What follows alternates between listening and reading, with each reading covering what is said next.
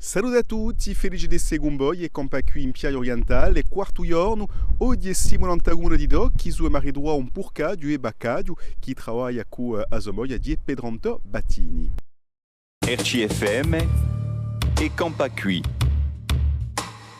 Allora, qui siamo in Antaguna di Doc, d'inguarno siamo un paese solo c'è poca gente, saremo 100 persone.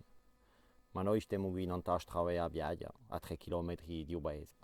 Io da Zidillo sono sempre stato appassionato per la natura, per gli animali, per la montagna, i cavalli, la caccia.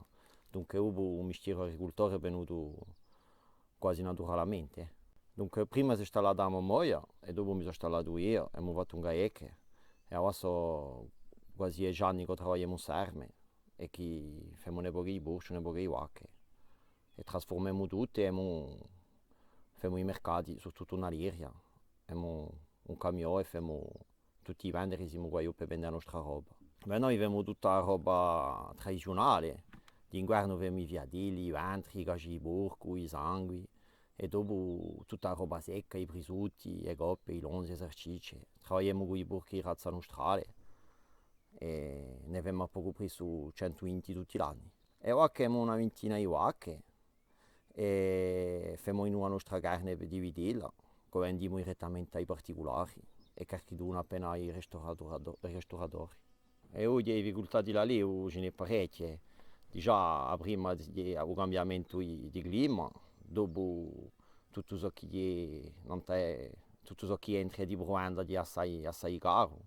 Oggi per poter campare ci la valorizzare il più possibile i suoi prodotti, cercare di venderli il meglio possibile e cercare di fare per il meglio, ma diventa difficile.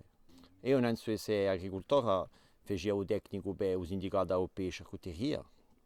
Questo che mi ha dato appena la passione nanta i porcelli e ora non faccio più che l'agricoltore. La nostra vita qui è veramente qualcosa di diverso. Dunque dopo c'è difficoltà, c'è più scuole per i paesi, siamo obbligati ad avvicinarci alla piaggia per rapportare le scuole e tutti i servizi pubblici oggi nei paesi non c'è più tanto a fare.